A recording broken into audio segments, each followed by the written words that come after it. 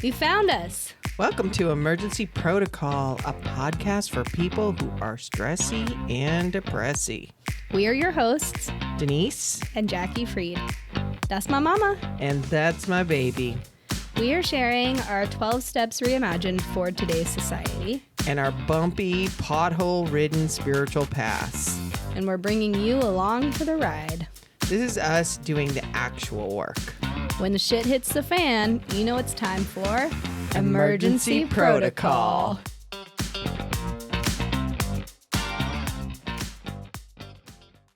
All right, we're back. Hello. Hi. How you doing? I'm doing. She is doing. I'm in the emergency protocol. Yes. I am very uncomfortable with uncertainty. Yes. Yeah, same. I like to know I don't have to know what's happening every second. Yeah. I just like to know the general layout. Once I know the general layout, then I'm like, okay, well, all the surprises can happen in between plan A and the plan B, like from point A to point B. Yeah. And then could be lots of surprise between the two, but I need to know where point A is and where point B is. So like, I feel like you're uncomfortable till the posts and beams go up, right?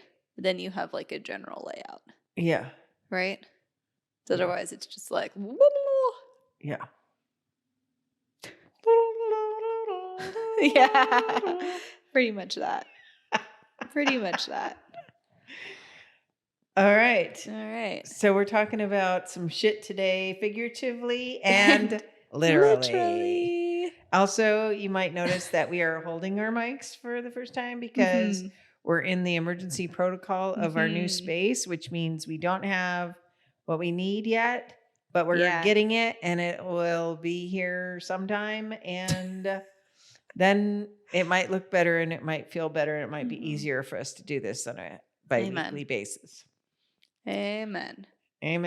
Yeah, I think it's challenging. It's challenging because it's so interesting. When I was growing up, like in middle school and high school, it was just the beginning of like Pinterest and Instagram.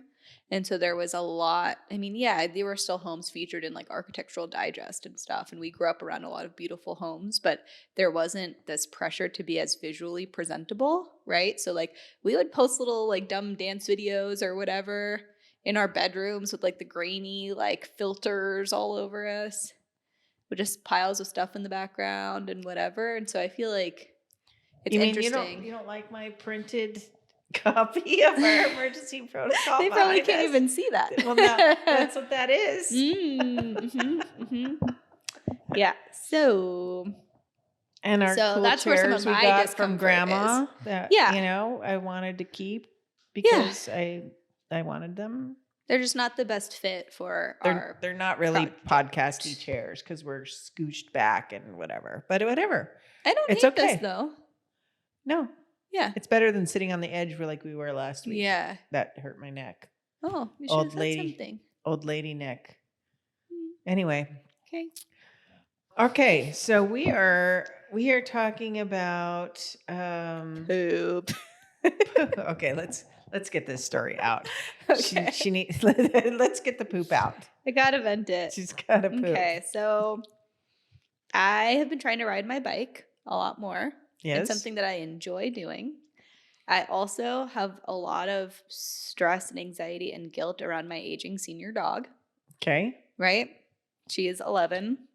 Still very spry. Still loves to run. She would sprint if she could during our runs. I have to like hold her back. We haven't been running that much up until a couple weeks ago.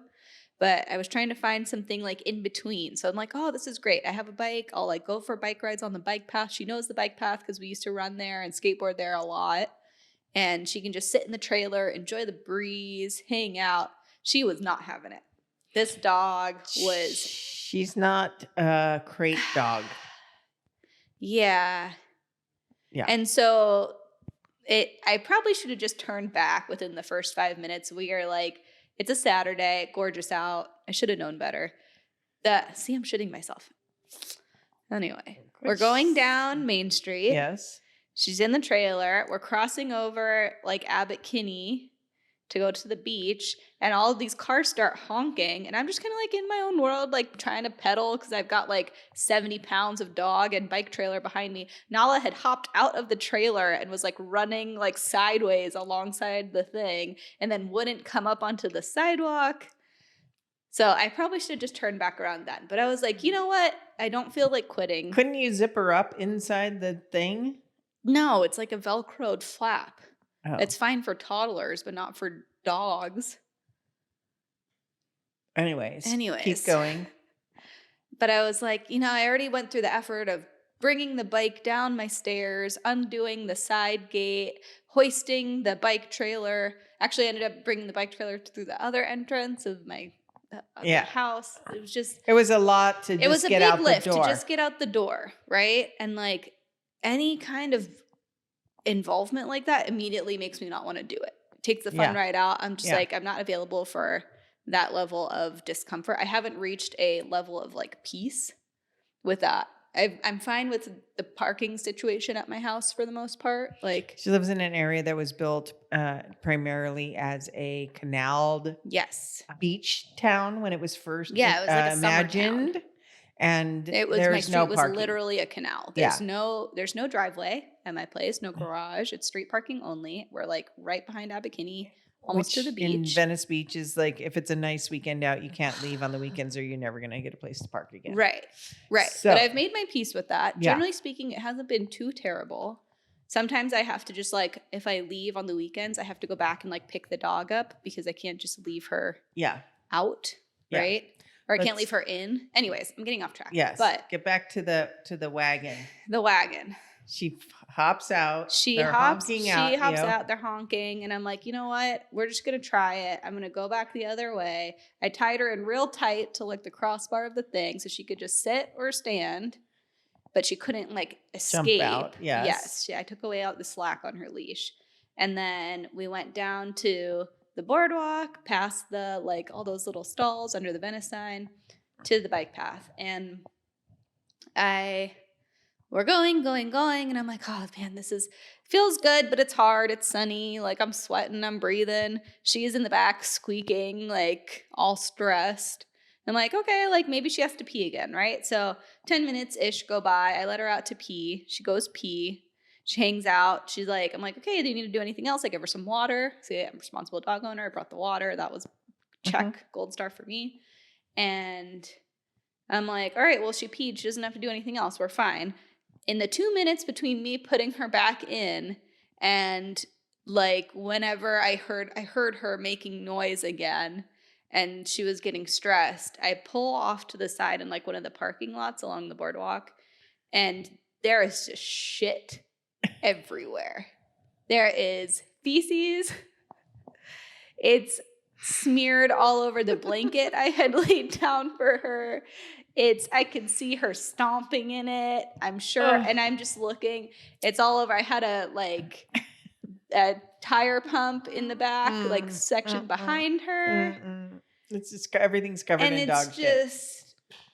I just had a flashback to when the first week we got her as a puppy, and we locked her into the bathroom, and she shit all over the bathroom, and then she was a shit tornado all over the fucking bathroom. We came home and it was a fucking shit show in the bathroom. Like this dog.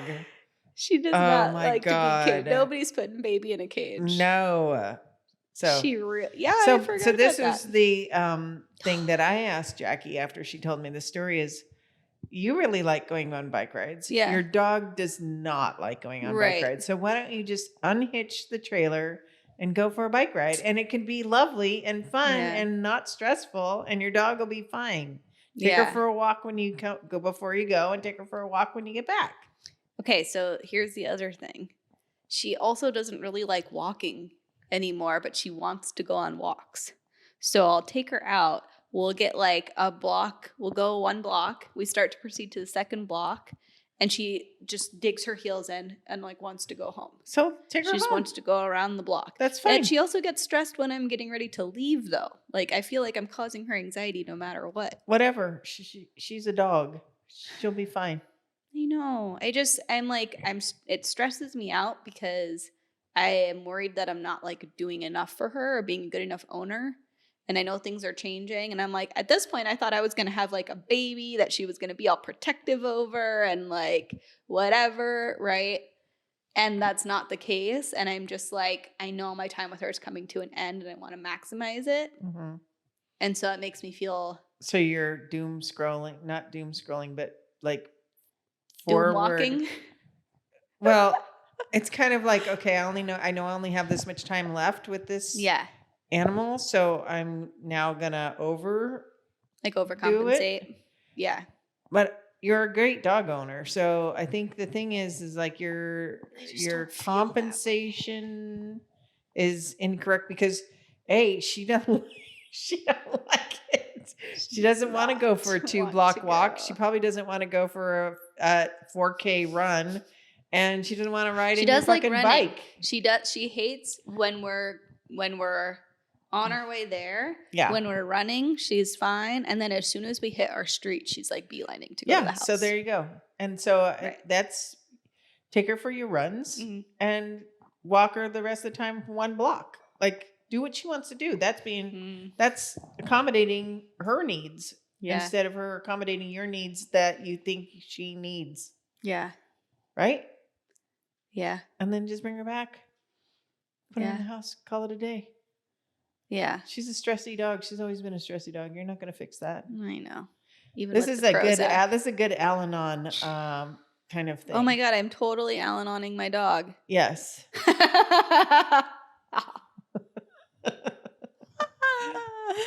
Whoa. Did we just have a moment? We did. We absolutely did. Good Lord. All right. Yep. There it is. There it is. Okay. Yeah. Okay. So the dog will have its own consequences. The dog will have what it wants. It'll eat when she's hungry. She'll poop when she has to.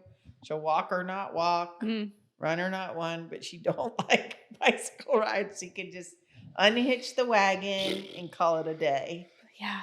If anybody needs a burly bike trailer, it might still smell like shit. But yeah. I don't know. Got a couple days of sun. I think she cleaned it. I cleaned it. I bleached it. I bleached everything. Disgusting. You know what was going through my head the whole time that situation was happening? Jamie Tart from Ted Lasso going, Poopeh. It's Poopeh.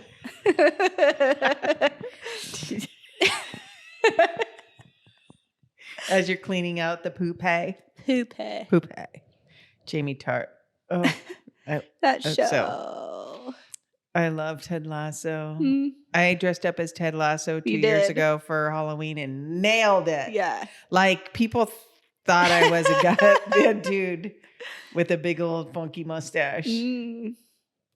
I nailed it. Drag king. So I'll have to post it someday somewhere. It'll get posted. It'll go on the ground when we have when we have a social media or maybe a website or whatever whenever we have more of what we don't have right now, which is pretty much everything. Yep.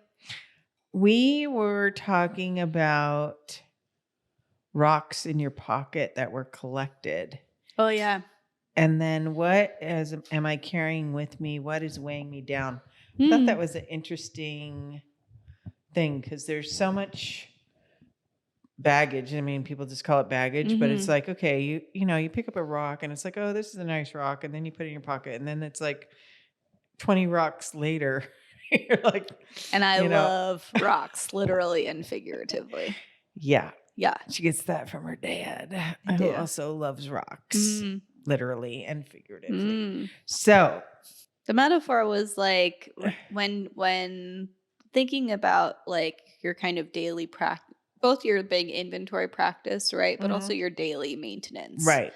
Like of this program. Right. What looking with curiosity at like, all right, let's just see what rocks I've picked up. Right. Rather than like, let me write down my like resentments and fears. Right? Like one to me just feels a lot less intimidating. One is a lot more inquisitive and gentle. Yeah.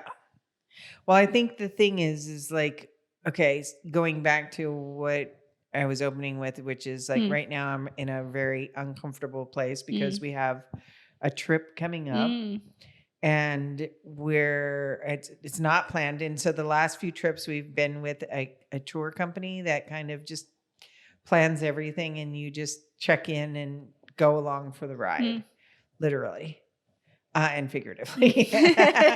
And this trip is not that. Yeah. And I have no sense of layout of where we're going or what we're doing. Put me in, coach. I have no sense of, yeah. So also, yeah, it's been a challenge to kind of figure out how to build an itinerary. And I used to be a travel agent, but it was US travel solely, really. And so it wasn't building out like itineraries of what to do. So we're going to Japan. We're going to Japan because that's the gift I wanted to give to Jackie's sister for her graduation. And I'm also the buffer. She's coming in support. Coming in hot. Jackie's coming in hot on the Japan trip. And so the thing with Japan is I don't have any kind of thing that I like have to see. I don't have like something on my itinerary where it's like, other than like the bamboo forest in Kyoto and, you know, visiting a couple of temples, like that'll check all of my boxes. Yeah. The rest is just like, whatever, we're going to do whatever you guys want. And so for me, it's kind of like, all right, I just need to put in the big rocks of the trip, which is flying, sleeping, and then that's it. And then the rest of the stuff will come together. Oh, and probably trains. Like we kind of have to book some train stuff. So it's like we could get away with doing that. But actually, one of my friends I spoke with said you can book trains when you're there. So that relieved some of the pressure on that one, which is probably why I didn't bring it up. But the going back to what it's causing me in my body is this sense of unease, uncertainty, anxiety, constant like looping thoughts around what I'm going to do or how am I going to make it work and how much is it going to cost and like, and so I just need to like let it go and be like, it's going to be what it's going to be and it's going to be lovely and it's going to be hard and it's going to be great. And we're going to have, Jackie's like, we don't need our own rooms. And I'm like, oh no, we are 3 people who after 14 days together need our own freaking rooms. Like we all need a place to go decompress. And it's not that we don't love each other. It has nothing to do with that. It's like each of us have the need to like have alone time. Yeah. That's just part of who we are and the way we operate. Some people are fine being around people all the time. Yeah. But each of us each need our alone time. Yeah. And so I'm like, okay, well, 3 hotel rooms. We're sleeping in capsules. No, kidding. I'm fine with get into the tomb. I'm like, I think I'm probably the most flexible in terms of what I'm willing to. I'm going to book Jackie into a love hotel. And it's like the Madonna Inn. No, it's not like the Madonna Inn, but it's not. It's not that. Interesting. I feel also anxiety around this trip, but I think for different reasons. Like I feel like I could totally jump in and like do the stuff, like write out an itinerary for us and just like do it. But I also don't want to overstep my boundaries as the leech on this trip when it's really for Livy. Yeah. Right. That's why I'm saying, like, for me, I can build the structure of the trip, which is like, okay, here's a stop, here's a stop, here's a stop. Right. And this is how we're going to get in between those places. Everything that happens in between those stops, going back to my point A to point B and the mystery of in between. Yeah. Fine by me. I'm just along for the ride. Like we want to go here. We want to go there. That's great. Let's just do that. And so I feel like I know for me, like one piece of it went away when I booked the air. So Sure. the second piece of it is going to go away from me when I book the hotels. Yeah. And then it's going to be like, okay, now that I have my foundation, Yeah.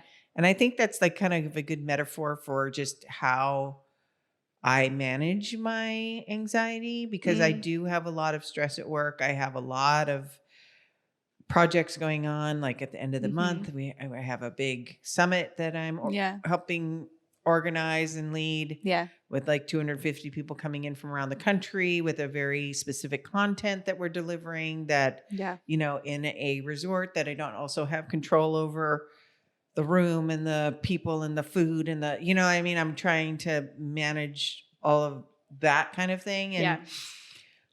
Yeah. so there's that big thing. I have another big thing happening in my office before then.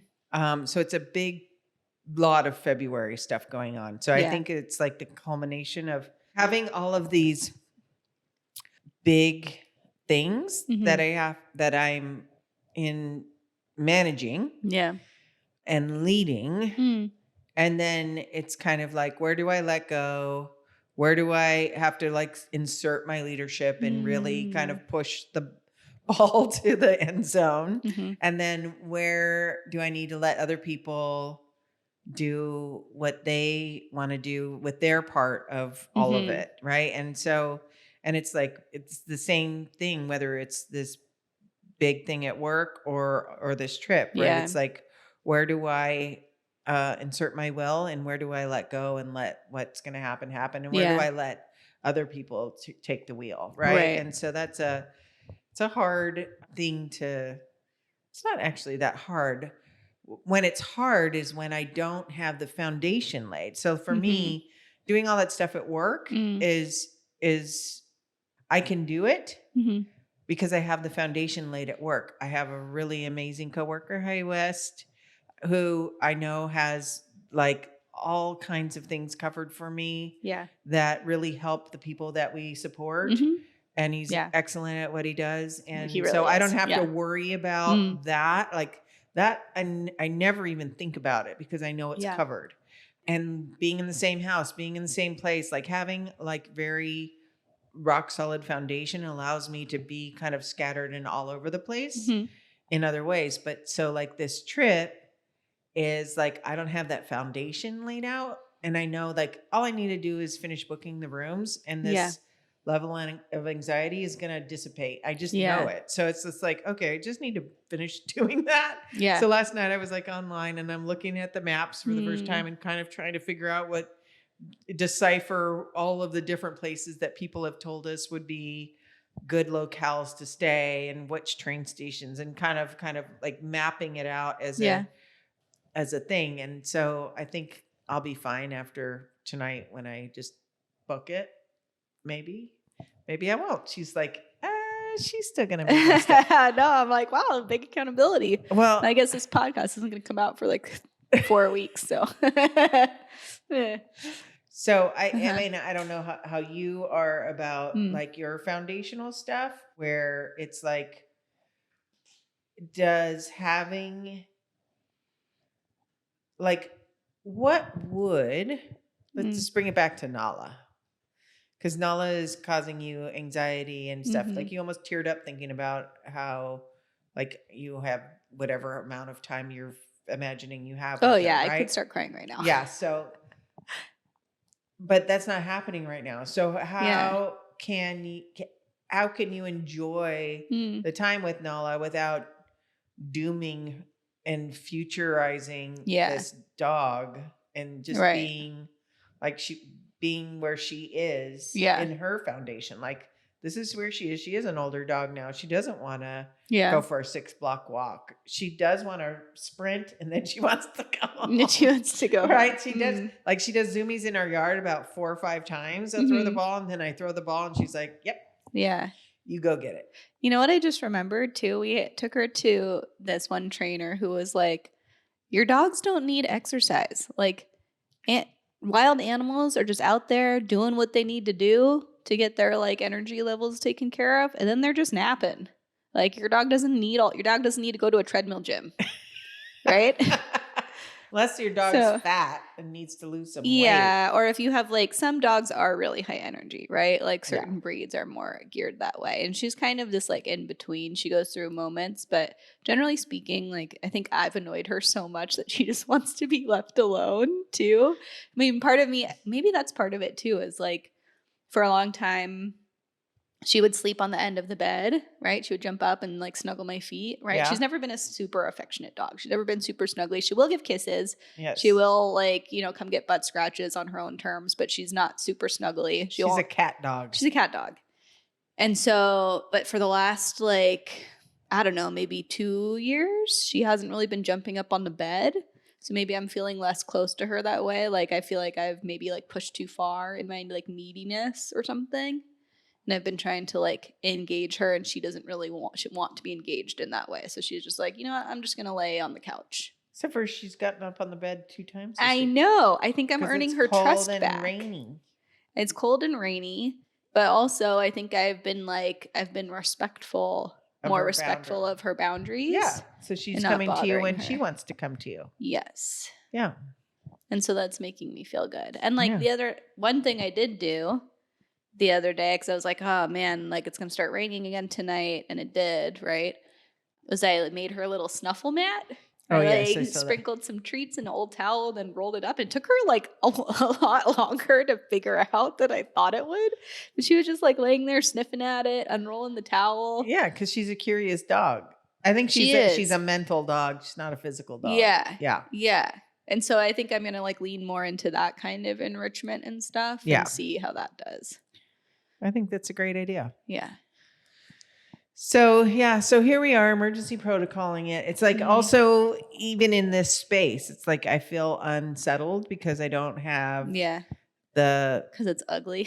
It's not ugly. It's beautiful, but it's like the space is beautiful, but this situation that we're literally using a card table and some lights I found on Amazon and thankfully we got these things when we first started talking. I know. And that worked so far. And now we're going to barely upgrade to the next iteration of whatever this is going to be. And then there's also the cost of all of it too, which is starting to weigh on. It's like, oh, okay, well, just built a garage and now I'm going on this trip and I still have to buy furniture and equipment. So it's like, like all of it's kind of coming to a head at once. But it's like, the thing that when I get into this place of scarcity, I just know it's a scarcity mindset. One of the things that I've used as a tool is I download and listen to The Science of Getting Rich, which is a book about giving. Wallace D. Wattles. Wallace Wattles. It's about this big. It was written in like 1906, 1908. And it's about being grateful for what you want as if it's already been given to you and giving more in use value than you get in monetary value coming back. So like being of service to people for what they need and not, like not selling a piece of art to someone who's going ice fishing, right? You need to sell them something to cut into the ice and maybe a pole and some bait, right? So it's like doing the right thing for the right person and giving them what they need. And also being grateful and kind of visualizing what it is that you want in your life with the gratitude as if it's already been given to you, even though your external visual doesn't line up. And it's always worked. And I think some people call it manifestation or whatever you want to label it. It's always worked for me. And crazy stuff happens when I start like just getting into the gratitude of stuff. One year we got this crazy refund check from our mortgage that like we've been overpaying for our taxes. And so that was like, I'm going to deposit this before they change their mind. And it was true. It was like, it was, and just silly stuff that you can't predict in ways it comes. And so it's not just about the money. It's about trusting that my needs will be taken care of. And so that's one of the big things that I've always wrestled with since I was a little kid, since I noticed that there was a difference in people's monetary lives. Like when I kind of put it together, like, oh, I don't think we have a lot of money, right? Like people live differently, like, and it's not that I crave, the rich and famous lifestyle. Like I'm not looking to fly on private planes and all. I'm not talking about that. I'm talking about a sense of security, of an ease of being. Yeah. And the freedom that comes with being financially free, right? That's a huge luxury that most people in the whole world don't have. Yeah. But can have. And once I realized I could have it just like anybody else could, and this book really did help me do that. Thank you, Steve Scholl, for turning me on to this book, and being my coach around what I could earn and what I had to work really a lot on my sense of what was possible for me. But when I'm in like fear, which is where I'm at, I think there's just a fear of like going into this unknown place with unknown everything that raises up all of my other little things that come up for me when I'm scared, which is financial insecurity. I get restless, irritable, and discontent. So I'm a little less tolerant of other people. Managing blood sugar. Luckily, Japan is full of snacks. Konbini, here we come. So all of the stuff, and it's like, yeah. So I think that there's, it's an interesting thing that comes up when fear is, I just know it, but and so when I know I'm being like that, like I've hit a few more meetings during the week, and I'm doing the things that I know I need to do to manage the thing, which is like, okay, put the foundation in place. Make the time to remove the unknowns. Yeah. Because once those are gone, then it's just like, oh, cool. We're just going on this cool thing. This is going to be amazing. Right? Yeah. Yeah. Yeah. Yeah.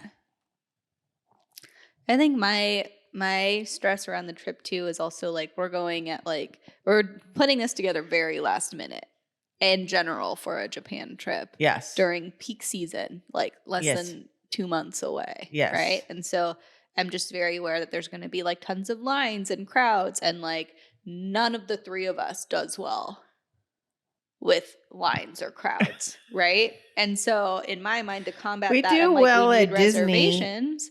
For some odd reason. Yeah. I but just even feel like then, I want to try to, put the horse before the cart in a good way, so that we're not like. Well, I think that's the thing. It's like, okay, maybe it's like we're not going to go to a giant, like if we do Disney, and then the next day we go to a cat cafe and we just sit there and have tea, like whatever. No, the cat cafe is going to have like a 2-hour line to get in, is my point. See, this is what I'm talking about. I'm like, that's why this is why I have been stressed about it, right? Because she knows I fucking hate waiting, and we're for going into like the most liniest city at the liniest time last minute. But it's fascinating. I'm going to be in a place that I've never been to before, so my eyes and ears are going to be full of wonder. Yeah, it'll be different. Okay. I still don't like waiting in lines. Like I pretty much won't go to a restaurant that doesn't take a reservation anymore. She won't.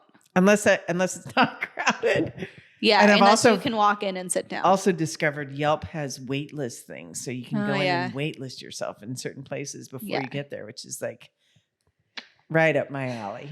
Yeah. So yes, but I think there's I'm stuff, like, so that's why your anxiety. That's because why I'm stressed. Okay, so she's al-anoning her dog.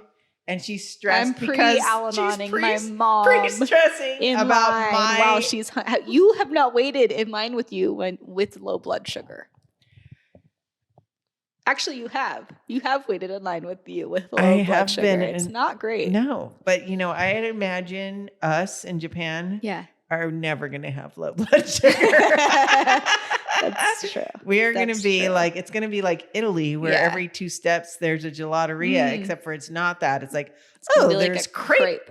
Or there's a fish ice cream, or there's a mochi stand, or we're going to have some tea. Oh my God, we got to go in there. Look at these things. Like, that's true. we're going to be snacking. Yeah. So I'm not worried about that. Yeah. So instead of, but also, so that's one piece. Yes. But also, like, I know that Japan in general has like a lot of kind of unspoken cultural rules and norms. And like, we are loud people. You especially are a loud person. And I am dreading her laughing on public transport.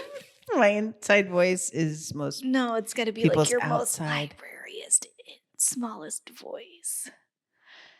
Or not, or just be your biggest, bestest self, and like we'll just deal with it. Just rock it on the train. I'm gonna be doing a lot of shaking and just kind of brushing off all of your. I'm just gonna be like, I'm gonna be on the train like this, and I'm gonna be looking at you, and then I'm gonna be like, can you smell the BO? Nice, great. Can't wait. And then I'm going to be trying to hold it together, which then she won't be able to hold it together. There's going to be minimal eye contact on public transportation until I tell you where to get off the train. Yeah, I'm not looking forward to being mushed into a train like when they mush people into the trains. But that's what I mean is like I feel like I have enough, like I've done a lot of the research and awareness to help us mitigate as much of this as possible. But so we have to travel I also started looking for like phrases. Yeah, traveling it off times and then phrases to kind of like make things as easy as possible. Because your sister really does not want to be that mushed together. But the good news is she's not. None of us is really a morning person either. No. So it's not like we're going to be commuting with everybody. Which also, by the way, I anticipate a lot less stress on this trip because I have no itinerary. I don't give a shit what time you guys get up. Like if you're not up for breakfast, if we're in a hotel that serves breakfast, which usually we like, I'm just going to go eat and you can come down or not come down. She's like, I don't believe you.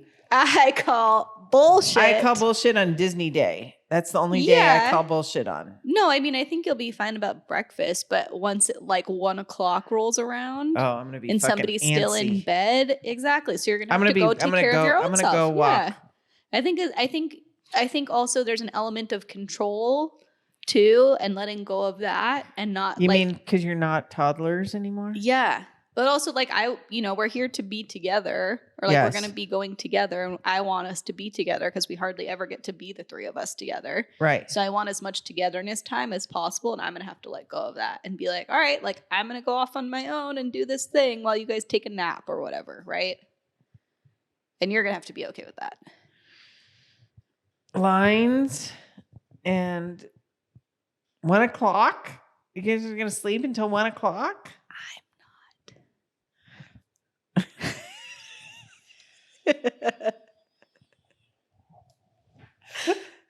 She's throwing some shade to her sister right just now. A little bit. And that's okay. It's okay. It's just the way it is. All right. So I think we're stepping into the unknown. Yeah. It's gonna all be fine. Mm-hmm. Life is grand. Sometimes we're very lucky people. Sometimes there's but poop. There's bleach too, so it's okay. We've got all the things we need to take care of ourselves and to be right sized and right minded. Yeah.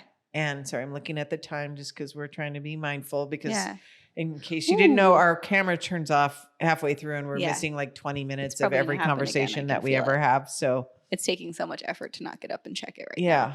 I feel like we should also do that thing that your friends did before your Norway trip.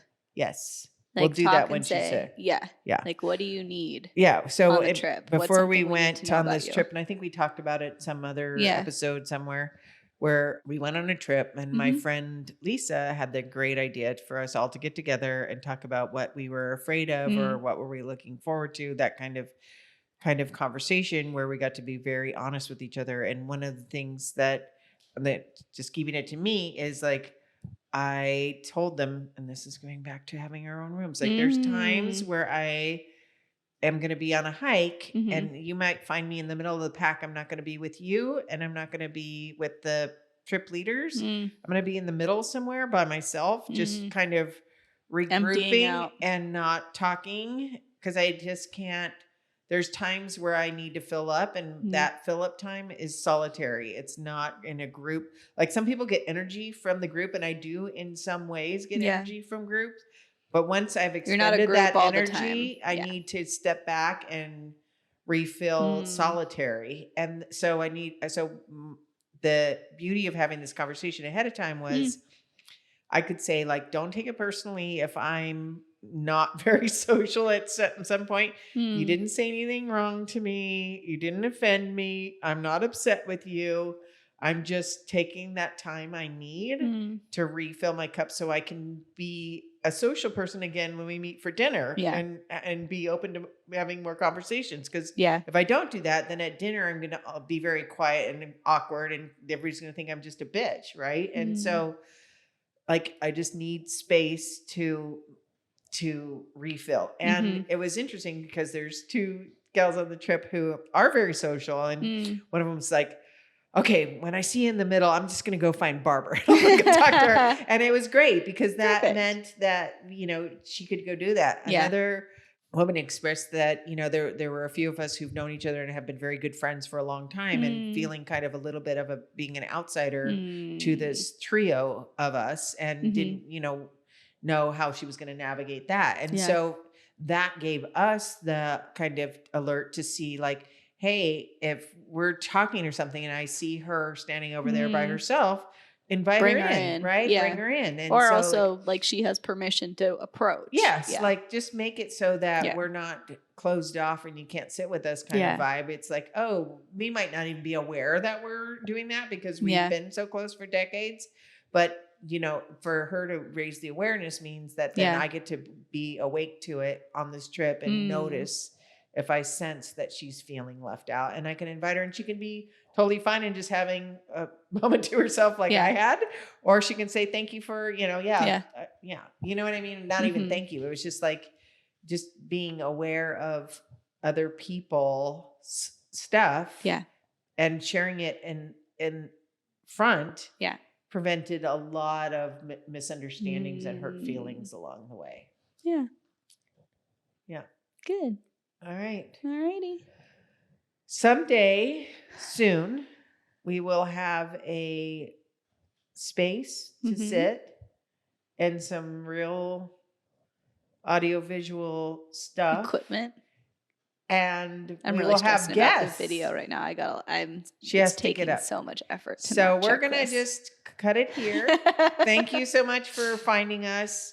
Drink some water. You're a fucking miracle. We're stressy and depressy. That's just how it is. It's all good though. All good. You're not alone. Yeah. Thanks. Have a good day. Bye. Bye.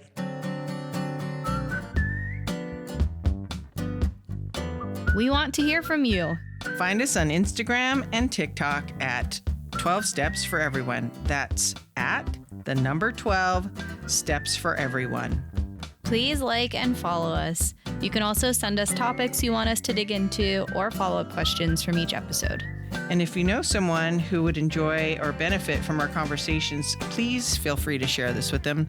All are welcome here.